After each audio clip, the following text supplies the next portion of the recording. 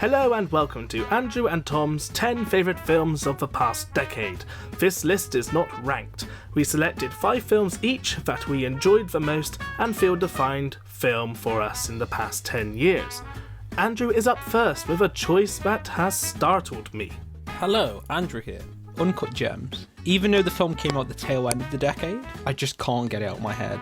Ever since I saw it, I was just blown away by how panicked and anxiety-filled the film is. It kind of follows Howard Ratner, played by Adam Sandler, whose performance is just brilliant. I mean, I think many people say he got Oscar snubbed, and I was confused, and watching the film, it's very obvious that this is the best performance of his career. The music is outstanding, the way it's shot, being claustrophobic, anxiety-filled. It's just a film you've got to check out. It's on Netflix, I think, outside the US, so definitely give it a watch. A Silent Voice.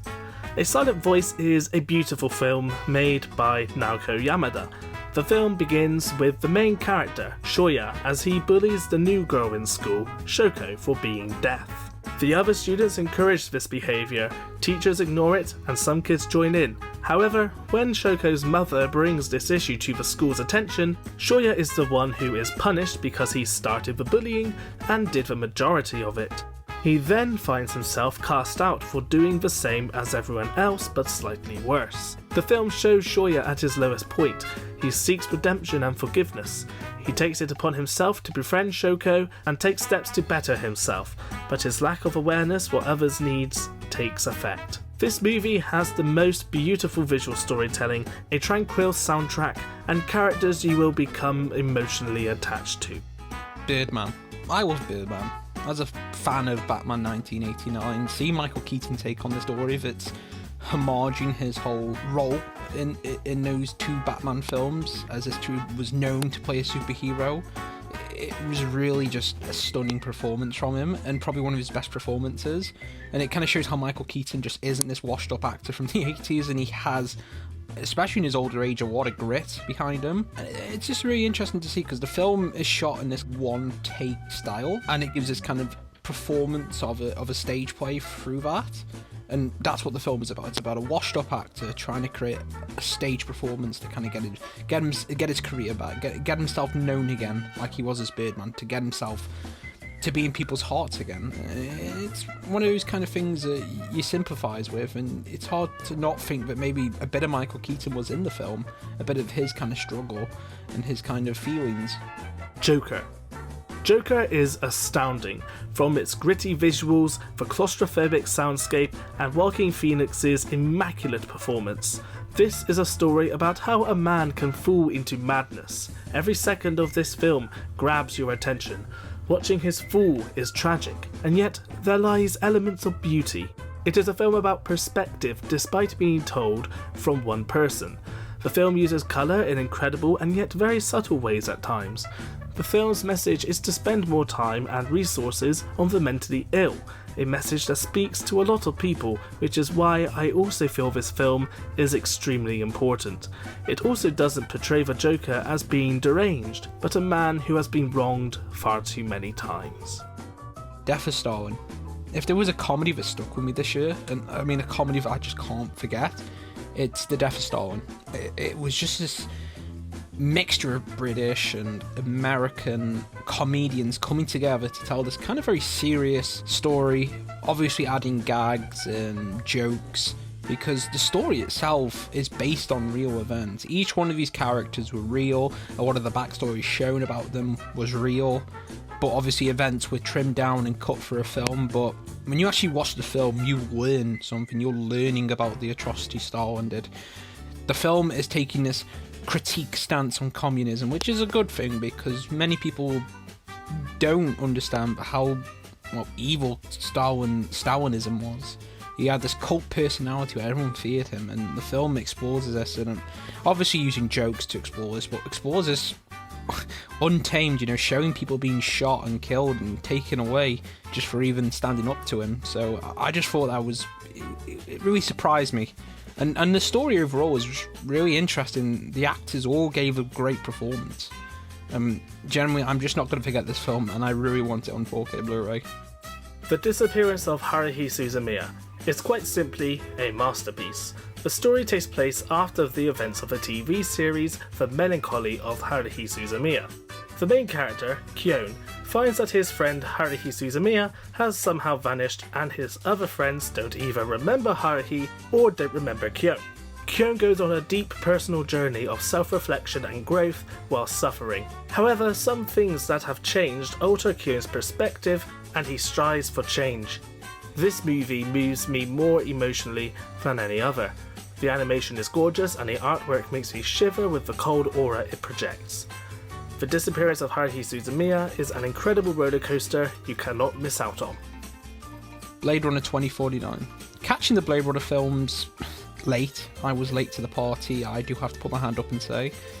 I was just visually stunned by this film. It's visually just beautiful. It takes the 80s neo sci-fi and just goes with that style even more than the original. Obviously due to access to CGI nowadays, but it was still using these kind of practical looking effects. It was still doing things in the old style and using and borrowing from that style and not alienating fans. And generally I think it's probably one of the best sequels of all time because it just takes the themes of replicants being more human than human and just goes with it even more with the whole fact that replicants now can have children. And it kind of blurs this line even more, unpacking this kind of line that's set up that humans and replicants are different, and it just kind of cuts the line in half through the film because we're following Ryan Gosling. We see him as this human, very human, emotional character. And and Ryan Gosling just gave the best performance. He's one of the best male leads of 2010, and this film was basically just following him. We followed a replicant who in the first film, they were still kind of this kind of evil kind of presence. Obviously we sympathise at the end of the film with them in the original, but in this film it is full on. Gain is involved, Gain is invested in a replicant and showing us that these replicants are just human. And the line is blurred, and whatever film we see next or whatever we get next from Blade Runner, I just want to see replicants finally take their place as either replacements for humans or live alongside humans like humans. Wolf Children. Wolf Children was brought to us by the incredible director Mamoru Hosoda. In this film, Hana falls in love with a man who can turn into a wolf. They have 2 children together, Yuki, the older sister, and Ame, the younger brother. One day the wolf man never returned home and Hana had to take it upon herself to bring up her 2 children who can transform into wolves at any time. Being both young and not equipped to raise half-wolves, she pushes herself beyond her limits to provide a safe home for her children as they grow and figure out who they are and what they want. This is one of the most relatable films I have ever seen and one of the most heartfelt. I urge you to watch this film. It has something in it for everyone. The Last Jedi. Yep, I already see it. Hate the anger in the comment section, people saying that The Last Jedi is the worst film. Many people think it's the best film, but I understand there is criticisms towards The Last Jedi, but every film has criticism. And I don't think The Last Jedi is bogged down by these criticisms. Yes, there's weak elements, but the strong elements especially are brilliant. And a lot of the criticism people have the film addresses in such a beautiful way, such as Luke saying that I'm not going to be the Jedi who's just going to go out there with a laser sword and cut everyone down, like people just want Luke to be. But at the end of the film, he finally accepts this kind of heroic role. He doesn't even kill anyone, he becomes the perfect Jedi by being a pure pacifist. He uses an ability where he doesn't even need to hurt anyone, he just distracts them and gives his friends time to escape. I thought that was beautiful because it definitely shows how Mark Hamill is, well, such an underrated actor and probably deserved an Oscar for that performance. It was beautiful to see a character everybody grew up with just kind of give off such a powerful role of guilt and regret and then finally acceptance. I love the film's kind of tale of lineage not being important, as Rey is shown to be her own parent through that vision. It's trying to say that she is her own parent, she is her own lineage. Obviously, the Rise of Skywalker kind of disregarded this, which I have my own issues with that film. But it showed Kylo, who is our lineage character, saying that lineage doesn't matter. I don't care, I'm a Solo and a Skywalker, and I don't let that define me. He becomes his own man, basically, becomes his own person through the film. It's trying to make a stance here. Just because characters have a bloodline or a lineage doesn't mean they have to follow in the footsteps or need to be explained as powerful just because they're a lineage. Rey is Rey. That's what the film is trying to set up, and it's a shame that that was dropped in a later film. And I want Rian Johnson to just give us more films, more Star Wars films that flip on their head, just to give us new stories, because Star Wars has been around for a long time. And if you want to compare all the stories, The Last Jedi is not the worst story in Star Wars. There's so many EU novels, even some canon stories that just aren't very good. And The Last Jedi, saying it's the worst Star Wars story ever, is just so narrow-minded in my opinion.